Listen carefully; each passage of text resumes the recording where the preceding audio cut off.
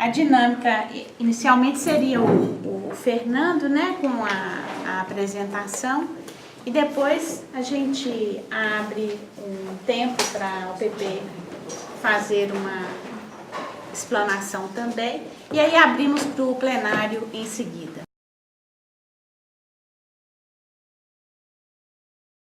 Fernando, eu sou economista do DIEESE e atualmente estou na supervisão do escritório.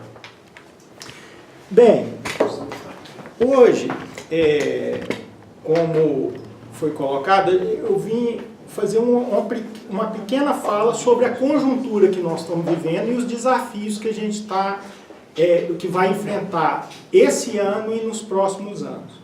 Logicamente que a entidade olha muito para a negociação da categoria. Mas a gente tem que contextualizar essa negociação num ambiente maior, que é no ambiente das negociações coletivas do Brasil, no ambiente político que nós estamos vivendo, porque isso tudo acaba interferindo no nosso dia a dia enquanto categoria, né? Então hoje, nós, por esse gráfico que eu estou apresentando, hoje nós estamos, né, numa recessão econômica no Brasil, que é a recessão mais grave da história do Brasil.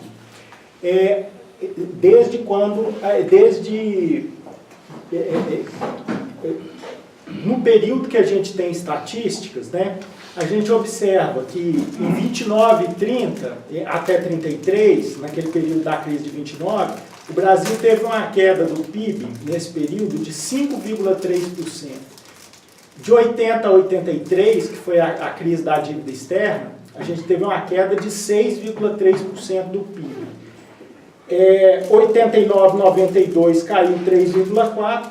E nesse período recente, 2015, 2016, nosso PIB caiu na casa dos 7%. Teve uma queda de 3,8% em 2015 e de 3,6% em 2016. O que isso significa, traduzindo? A gente tinha um bolo, né, que é toda a produção, toda a economia que a gente fez em 2014, e se 2 anos depois a gente mede todos os produtos, todos os serviços que a nossa economia produz, a gente só tem 93% do que nós produzíamos em 2014. Ok? Então a gente caiu teve uma queda do PIB de 7%. E isso gera todo tipo de tensionamento, né? Tensionamento na questão da distribuição, tensionamento na questão do desemprego, tensionamento na questão dos resultados das negociações coletivas. E da arrecadação do governo. E da arrecadação do governo e o impacto, muitas vezes, nas negociações, tanto do setor privado como do setor público, né? Isso, lógico. Então, todo mundo é afetado pela crise. Ou melhor, quase todo mundo é afetado.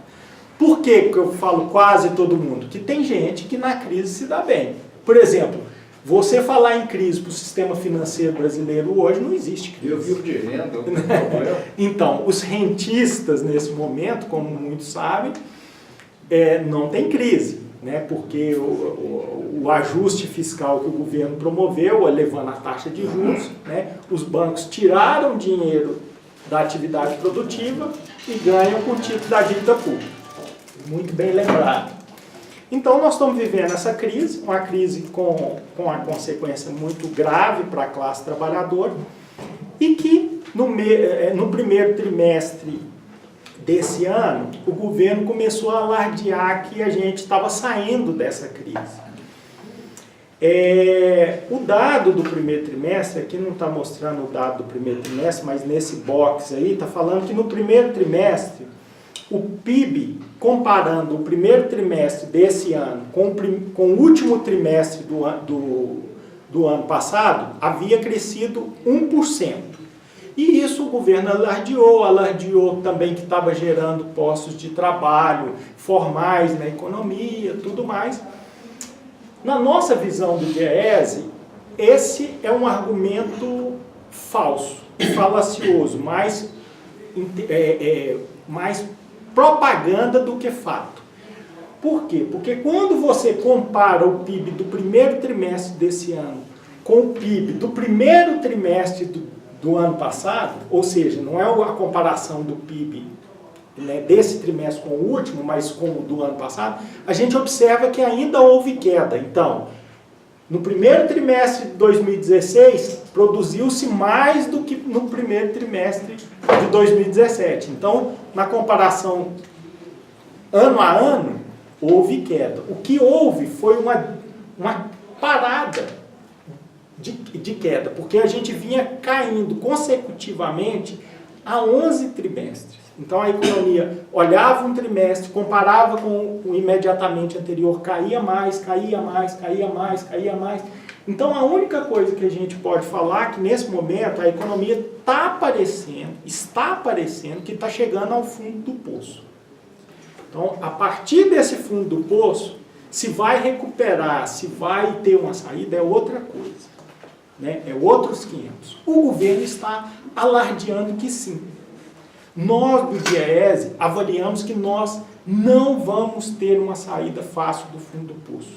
Por uma simples questão. Quando você olha para o PIB, né, uma das coisas que motiva o crescimento é a demanda. Nós temos o consumo das famílias, né, estagnado. As pessoas estão com medo de gastar. Seja pelo fato do desemprego, seja pelo fato da queda da renda das pessoas. Né? As empresas demitiram e quando a pessoa entra no novo emprego, diminuiu renda. Né? Acordos, o ano passado, muitos acordos abaixo da inflação. Ou seja, queda na renda real de várias categorias. Os investimentos estão parados no país. Estão parados. Existe uma tal de Operação Lava Jato que criminalizou praticamente toda a construção civil brasileira. Então, todas as empresas da construção brasileira, né, construção civil, elas não investem, seja por causa dessa conjuntura econômica desfavorável, seja porque estão criminalizadas. Então você tem um setor da construção civil parado e é um dos grandes setores que puxam o investimento no país. E aí a gente poderia falar outros setores, né, ficar nominando setor por setor, mas o que eu posso falar de investimento é que em 2013, né, em termos do PIB, 21% era investimento, né? Era dessa geração do PIB. Hoje, isso está na casa dos 15%, 16%, ou seja, você está com característica de investimento de período recessivo e não está aumentando. O consumo das famílias, como eu havia falado, também está em baixa. Os gastos do governo, o governo está passando por um ajuste fiscal fortíssimo, ou seja, ele congelou os gastos dele pelos próximos 20 anos. E quando você está num período de crise, normalmente quem alavanca o crescimento é o governo. Né? O governo fala, eu tenho condição de me endividar, porque no futuro eu vou conseguir, com o crescimento, recuperar isso via arrecadação. Mas o governo se colocou numa amarra, ele promoveu um ajuste fiscal que a gente entende como desastroso e mais, ele colocou que nos próximos 20 anos ele não pode mexer no orçamento. Né? Isso, por fim, a única saída para a gente retomar esse crescimento, a gente poderia pensar nas exportações, que andaram crescendo, né? Mas o Brasil nunca teve uma dinâmica alavancada pelas exportações. Na maioria das vezes, a nossa dinâmica econômica é alavancada pelo mercado interno. Né? Então, a gente vê que esse argumento de que está saindo da crise e tal, é mais propaganda do que fato. Né? A gente está observando que não teria nós não temos os elementos que poderíamos estar afirmando que a gente está saindo da recessão. Então, aqui alguns dados dessa crise. Em no final de 2013, a gente tinha um desemprego aberto na casa de 6,2% da força de trabalho, pela pesquisa do IBGE, e chega agora no trimestre março, abril, maio de 2017 de 13,3%. Mais do que questionar o número, esse número é muito mais do que isso, muito menos do que isso, a gente tem que observar o seguinte: o desemprego dobrou, mais que dobrou no Brasil, independente da estatística. Por que eu estou falando isso? Porque, por exemplo, o DIEESE, nós temos a nossa pesquisa de emprego e desemprego, que não é uma pesquisa da abrangência do IBGE, não é uma pesquisa nacional, mas feita em algumas regiões metropolitanas, que aponta, por exemplo, que a taxa de desemprego na região metropolitana de São Paulo é da ordem de 18,8%. A taxa de desemprego nas regiões metropolitanas de Salvador e do Distrito Federal está acima dos 20%. Por que os números são tão diferentes? Primeiro, por questões técnicas, né? O DIEESE não só considera o desemprego aberto, como é mostrado pelo IBGE, mas a gente considera na nossa divulgação o desemprego que a gente chama de oculto, ou pelo desalento, ou pelo trabalho precário. Então, o que eu quero falar é o seguinte: mais do que se ater ao número em si, é importante observar que nossa situação é grave, muito grave, e nos últimos 2, 3 anos, nós tivemos uma coisa que é muito raro de se observar em outras economias, é o desemprego dobrar num período de tempo tão curto, né? Se você pega a nossa pesquisa do DIEESE, do desemprego na região metropolitana de São Paulo, saiu aí de algo próximo a 9%, 10% e passou para 18%, ou seja, também dobrou. Então o mais importante é olhar as magnitudes. E a gente poderia conversar a respeito de outras coisas. Por exemplo, a nossa pesquisa está apontando que o desemprego nas regiões metropolitanas de Salvador e do Distrito Federal, para jovens de 18 a 24 anos, é acima dos 40%. E na região metropolitana de São Paulo... Uma taxa grega. Uma taxa grega. E na região metropolitana de São Paulo, essa taxa de desemprego para jovens dessa idade está aí na casa dos 38%, 39%. Então, estou tentando mostrar para vocês a gravidade na nossa crise econômica. E aí é um dado que eu vou passar mais rápido, mas é só mostrando, o dado vai ficar aqui disponível, mostrando o que a pesquisa do IBGE mostra como vamos dizer, é um panorama da população em idade ativa, qual que é o contingente que forma a nossa força de trabalho, quem são os ocupados e quem são os desocupados. Então, nesse trabalho do IBGE é possível, eles apontam que dos nossos pouco mais de 200 milhões de pessoas, 167 milhões de pessoas no Brasil, 167,8, têm idade para trabalhar, né? Que estão acima dos 14, né? Estão acima dos 14 anos, então está na idade ativa. Na força de trabalho, nós temos 103 milhões de pessoas. Qual que é a diferença de estar em idade ativa e estar na força de trabalho? Para a pessoa estar na força de trabalho, ou ela tem que estar trabalhando no mercado, estar no mercado de trabalho, ou estar procurando emprego. Se é uma pessoa, é dona de casa por opção, não é o DIEESE, não é o IBGE, mas a gente entende que não está no mercado de trabalho, né? Então, ela está em idade de trabalhar, em idade ativa, mas está fora da força de trabalho. Da mesma forma, um estudante está fora da força de trabalho. Por quê? Porque ela não está procurando emprego e não está trabalhando em atividade que gera renda. Ok? Então tá aí o panorama, tem esse... Somado tudo dessa crise, a gente logicamente, chega à conclusão que isso vai repercutir nas campanhas salariais. Então, eu peguei um recorte menor, que eu podia ter pegado um recorte que vai aí desde 96, aonde que o DIEESE tem dados, mas aí eu estou apresentando nesse gráfico, isso aqui é o balanço das negociações coletivas. O que é verde é o percentual das categorias que tiveram aumentos acima da inflação num determinado ano. Amarelo são aquelas que tiveram reajuste igual à inflação e vermelho abaixo da inflação. A gente observa que nós vínhamos numa trajetória do verde predominando.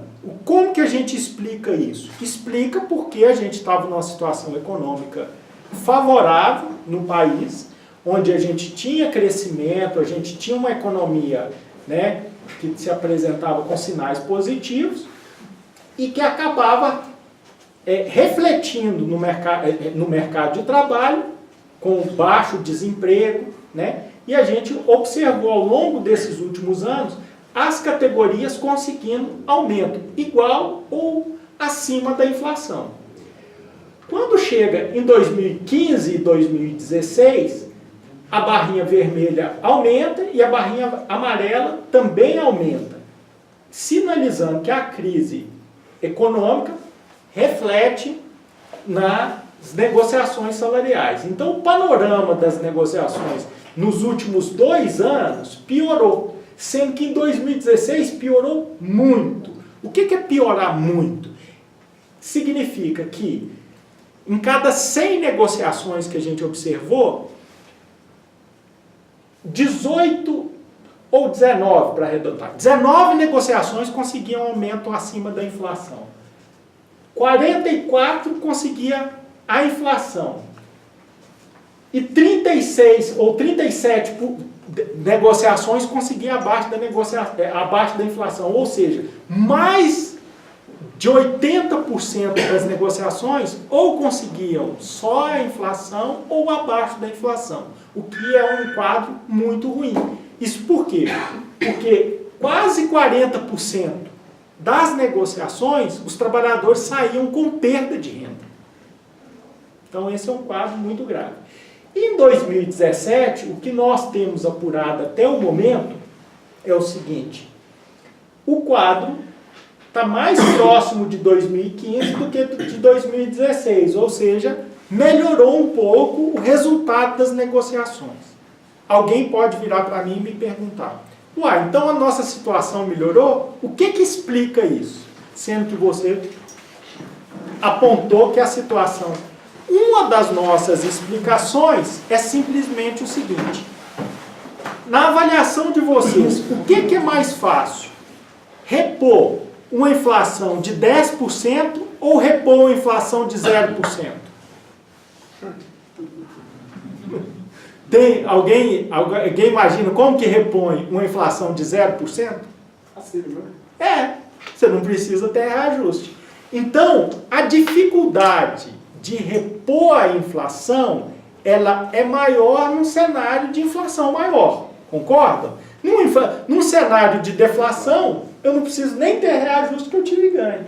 Então, o que nós estamos entendendo é que o cenário de queda da inflação, que estava em 10,67 em 2015, aí a gente desagrega, caiu para 6,26, 6,29 em 2016, e agora, né, o IPCA está indicando que a inflação acumulada nos últimos 12 meses está em 3%, mas se você pega o principal parâmetro de negociação das categorias hoje, que é o INPC, ele está em 2,56%. Depois de 2 anos, tendo reajustes ruins, tendo dificuldade,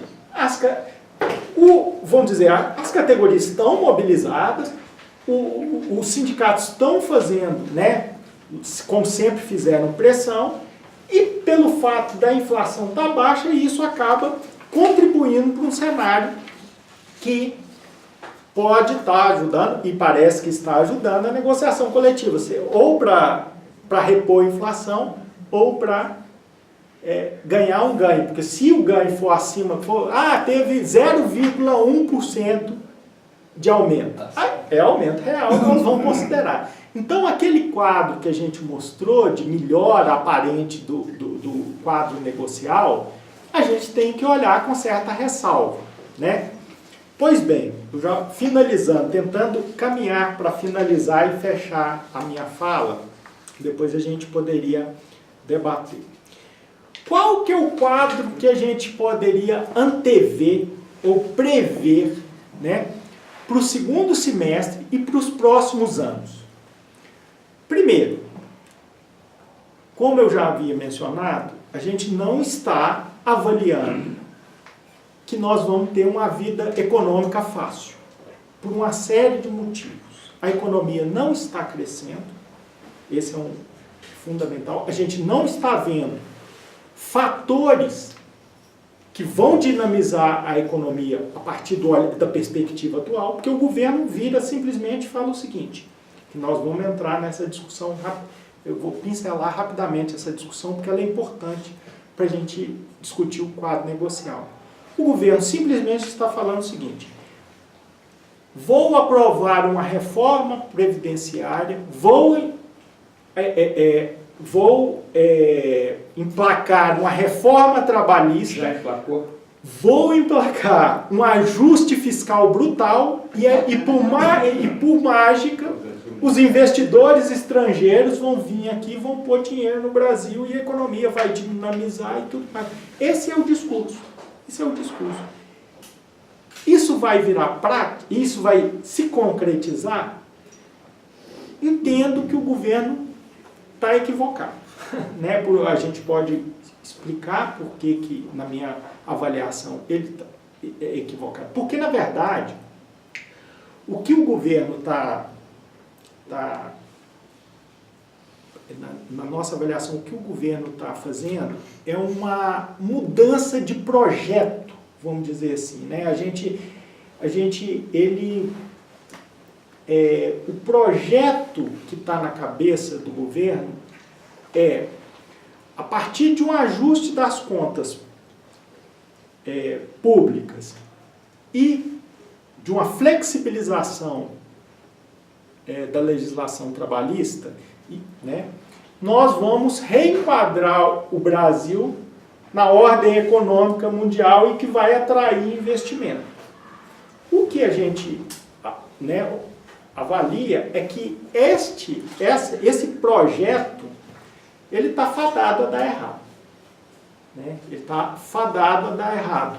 Por quê? Porque se nós estamos falando que a nossa dinâmica principal é do mercado interno, a reforma trabalhista, o que a reforma trabalhista vai nos entregar é uma flexibilização do mercado de trabalho e, com isso, uma capacidade dos empresários reduzir salário. É isso que a reforma trabalhista vai promover. Né? Então, vamos passar. O governo, né, motivos alegados para a reforma trabalhista. Ele fala que eu vou modernizar a legislação trabalhista e com isso eu vou gerar emprego, vou combater o desemprego porque a economia vai voltar a crescer. Essa é, vamos dizer, a propaganda vendida. Né? Primeiro, é importante entender, desmistificar essa coisa de modernização da legislação trabalhista. A legislação trabalhista brasileira, ela foi criada, né, ela foi consolidada na década de 30 e de 40, né, com o marco em 43, mas a partir de lá, ela vem sendo atualizada. Quando chega em 1988, eles falam, será que essa legislação trabalhista ela nos atende ou ela não nos atende? De certa forma, a sociedade, né, entendeu que ela atendia e ela foi recepcionada. Né? Então, essa história de que o que nós estamos fazendo é uma modernização da legislação trabalhista, o que nós estamos observando é que nós estamos caminhando para uma situação anterior a 1930. O que é essa situação? Onde você faz uma desproteção do trabalhador, tira o Estado das relações de trabalho, enfraquece o poder dos sindicatos, o que é muito parecido com o que a gente tinha num período anterior, e chama isso de moderno. E vende para a população que está modernizando. E faz algumas propagandas. Exemplo, acabou a boquinha dos sindicatos, né? Ou outra, né? A gente observa muito na classe média um sentimento de pequenos empreendedores que o trabalhador é muito forte, leva o pequeno empreendedor na justiça, né? Então, isso vem modernizar, porque vem colocar uma situação de correlação de forças mais adequada, empresário e trabalhador. Quando, na verdade, é justamente o contrário. Nós temos uma falta de correlação de forças, né? E que quando a gente cria sindicato, Estado, é para tentar equilibrar favoravelmente, né? Ou colocar a balança no seu devido lugar, essa correlação de forças que é desigual. O que está nos vendendo é justamente o contrário, né? Esse, então, é um problema dessa reforma trabalhista. O segundo problema é na questão de que isso vai gerar emprego. O que gera emprego, gente, é a perspectiva que o empresário tem de lucrar mais, né? O empresário não contrata trabalhador porque ele está barato. O que ele faz é substituir um trabalhador caro por um barato. Isso ele faz. Então, o empresário está batendo palmas para essa reforma trabalhista porque ele pensa, dada a minha receita, eu vou conseguir reduzir meu custo da força de trabalho. Então, eu vou ter a mesma receita e ainda vou conseguir abaixar meu custo da força de trabalho. Só porque o empresário não consegue ver que o custo da força de trabalho dele é a receita dele. Porque a receita dele é o mercado consumidor brasileiro. Então, se você joga seu custo para baixo, você joga a sua receita para baixo. E ele não vê isso. Ele não vê isso. Ele compra o pacote completo vendido por aqueles que conseguem lucrar com essa situação. Então, essa é uma situação muito triste que a gente está vendo. Isso. Nós estamos vendo uma situação muito triste e que nós vamos ter que nos defrontar com ela nas nossas negociações coletivas, né? E depois a gente... Por quê? Porque essa nova legislação, ela promove uma flexibilidade para as empresas em diversos pontos. Ela vai ter um leque de formas de contratação, ela vai, inclusive, poder as empresas vão poder, agora, a partir dessa nova legislação, fazer demissões coletivas sem negociar com os sindicatos. Isso passou, isso foi aprovado. Então, por exemplo, se o Banco Itaú, o ano passado, fez uma demissão coletiva, o sindicato acionou o banco, né, que ele estava fazendo uma demissão coletiva sem negociar com o sindicato. Antes, vamos dizer assim, a legislação constrangia o banco a negociar. Com a nova legislação, o banco não tem constrangimento. Então, ele vai ter um leque. Hoje, por exemplo, se você trabalha numa jornada de 6 horas diárias por 5 dias da semana, isto, pela nova legislação, pode ser enquadrado como trabalho temporário, como trabalho em tempo parcial. Então, se eu tenho todos os trabalhadores da minha empresa trabalhando 6 horas, 30 horas semanais, ganhando salário mínimo, eu vou poder pagar menos do que o salário mínimo, porque, na verdade, eles estão em jornada de tempo parcial. E eu sou obrigado a pagar o salário mínimo para trabalhadores de tempo total.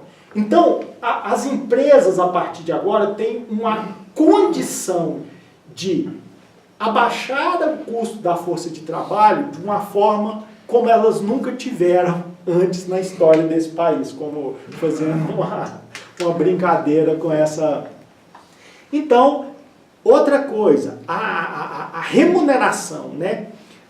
Antes, você tinha um limite, né? Para dar prêmios, para dar várias formas de remuneração, e aumentando esses prêmios e deixar o salário, né? Você tinha um limite que isso podia chegar só até 50%, o resto tinha que ser remuneração. Agora acabou esse limite, então existe um incentivo para as empresas flexibilizarem a remuneração dos trabalhadores, né? Outra coisa, por exemplo, antes, as empresas, quando elas pagavam, né, por exemplo, um adicional para a chefia, depois de 10 anos aquilo era incorporado ao salário, né? As empresas não podiam reduzir isso mais. Agora podem, a partir da nova legislação. E mais, por exemplo, questão de jornada de trabalho, né? Agora você vai poder... Banco de horas. Antes você só podia ter um banco de horas na empresa se você negociasse com o sindicato. Agora a empresa pode fazer um banco de horas individual. Ou seja, se o sindicato não aceitar negociar comigo um banco de horas, eu vou em cada trabalhador e negocio um banco de horas com ele. Isso está permitido na legislação, né? Então, a gente simplesmente, querendo ou não querendo, o trabalhador, vamos dizer assim, o empregador paga hora extra se quiser. Porque como que você controla? O acordo, inclusive, pode ser tácito. Pode ser tácito, sem um papel. Sem um papel. Então, a gente tem uma série de situações que vão dificultar e muito a nossa vida. E pior do que isso, o governo não só mexeu na legislação, mas nos enfraqueceu. Nos enfraqueceu. Ele nos enfraqueceu do ponto de vista da nossa organização. Por quê? Porque agora eu posso fazer uma comissão, empresas com mais de 200 trabalhadores podem ter uma comissão não sindical dentro da empresa. Não, ela pode ser sindical, mas ela não tem obrigação de ser sindical. Então, de certa forma, essa legislação quebrou o monopólio da representação. Ela quebrou o monopólio da representação. Né? Então, nós temos uma situação contrária, né, uma força contrária à nossa força de representação dos trabalhadores muito grande, né, muito grande a partir dessa reforma. E mais, ele tirou dos sindicatos a sua condição de sustento. Porque antes, querendo ou não querendo, os sindicatos tinham um imposto sindical que era a forma de sustentação de grande parte do movimento sindical. Nem todo o movimento sindical dependia do imposto sindical, mas grande parte dependia. Quando, lá no passado, se discutiu o fim do imposto sindical, na maioria do movimento sindical, ninguém falava que era contra uma contribuição compulsória, porque pode ser compulsória via imposto ou pode ser compulsória, muitas vezes, via negocial, né? Que é a taxa negocial, tudo mais. O governo tirou a sustentação financeira do movimento sindical e não colocou nada no lugar e falou, agora vocês se viram. Mesmo aqueles que defendiam o imposto sindical estão a ver navios nesse momento, né? Então, ele prega o seguinte, que agora o negociado vai valer mais do que o legislado. Ou seja, você enfraquece os trabalhadores, você fortalece o setor empresarial, né? Os sindicatos, sem condição né, muitas vezes, de dar uma representação adequada, seja por meio financeiro, seja pelos limites que nessa legislação coloca para a defesa do sindicato. Quais são os limites? Ora, eu não estava falando que agora você pode negociar individualmente com o trabalhador vários itens? Isso, de certa forma, é enfraquecer o sindicato. De certa forma, não. É enfraquecer o sindicato. E essa reforma, ela é muito esperta. Por quê? Porque ela diz que não tira direito, mas ela tira direito.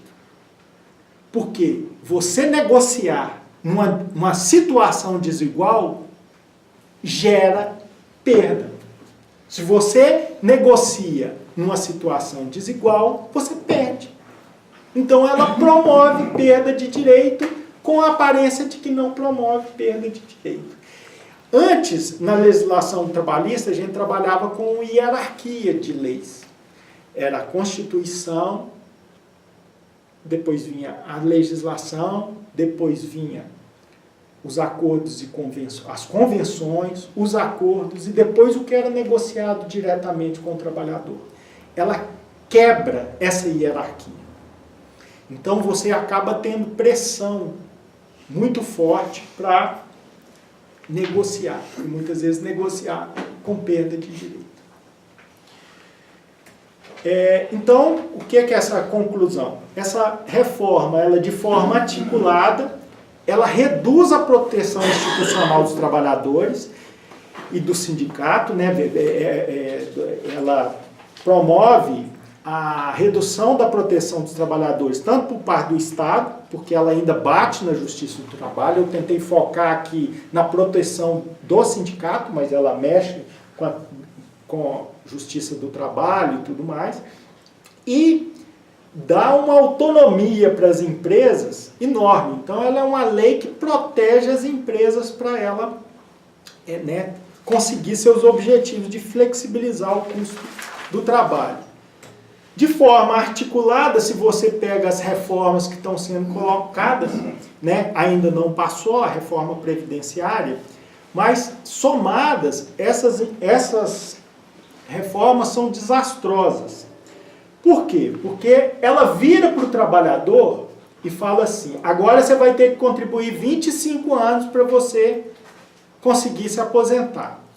Mas, ao mesmo tempo, ela flexibiliza o mercado de trabalho e dificulta a permanência do trabalhador no mercado de trabalho. Por quê? Porque agora você pode contratar trabalhador de forma intermitente, você pode contratar ele como PJ, você pode contratar ele autônomo e não registrar. Então, nós estamos promovendo no Brasil uma tragédia. Uma tragédia que não promove a sustentação da Previdência. Ela não promove a sustentação. É falaciosa essa história de que estão olhando a sustentação da Previdência, porque não está. Porque quem quer promover a sustentação da Previdência não faria essa flexibilização da legislação trabalhista da forma como foi feita. Ela não promove crescimento, né?